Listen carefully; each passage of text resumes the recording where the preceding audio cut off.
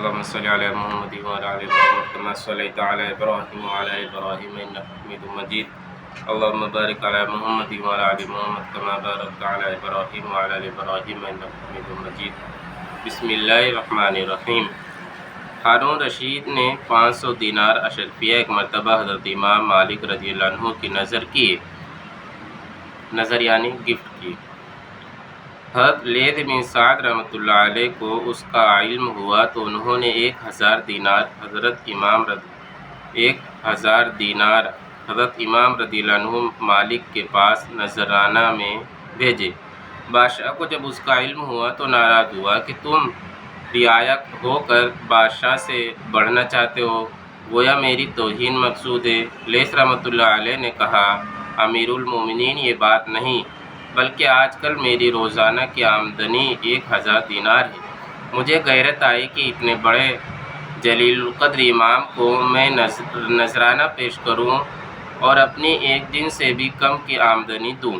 حضرت لیث رحمۃ اللہ علیہ کا مستقل معمول بھی تھا کہ حضرت امام مالک رحمۃ اللہ علیہ کی خدمت میں 100 اشرفی سالانہ نذر پیش کیا کرتے تھے.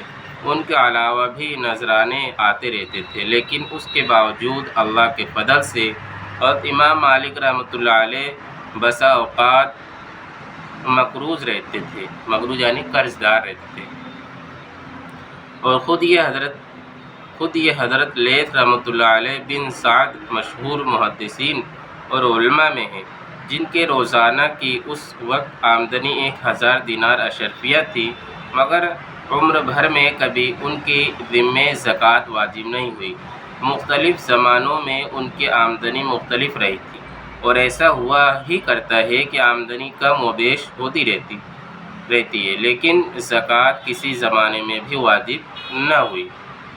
کہ زکوٰۃ تو جب واجب ہو جب کوئی جمع کر کے رکھے بھی.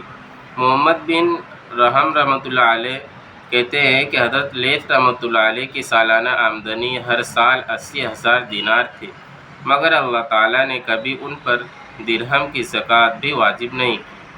خود ان کے بیٹے شعیب رحمۃ اللہ علیہ کہتے ہیں کہ میرے والد کی آمدنی 20-25 ہزار دینار اشرفیہ سالانہ تھی، مگر وہ ہمیشہ مقروض ہی رہتے تھے، یعنی ہمیشہ قرض دار ہی رہتے تھے. ابتدا میں 20-25 ہزار ہوں گی جس پر قرضہ ہوتا رہتا تھا، اس کے باوجود وہ سب کچھ اللہ کے راستے میں خرچ کر دیتے تھے.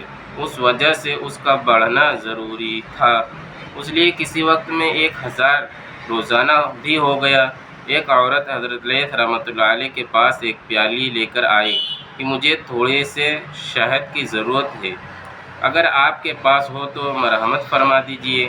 انہوں نے ایک مشک شہد کی اس کے حوالے کر دی. کسی نے کہا وہ تو تھوڑا سا مانگتی تھی. آپ نے فرمایا کہ یہ اس کا فعل تھا، اس نے اپنی حاجت کے بقدر مانگا، مجھے اس کے موافق دینا چاہیے تھا جتنا میرے اللہ نے مجھ پر احسان فرما رکھا ہے.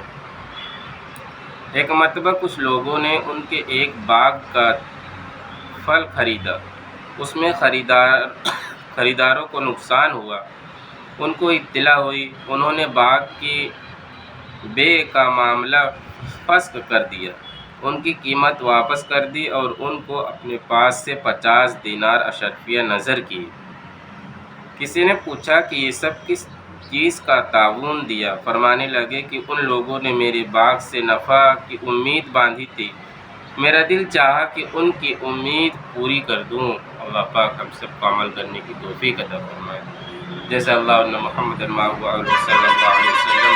سبحان ربک رب العزت عما یصفون وسلام علی المرسلین والحمد للہ رب العالمین.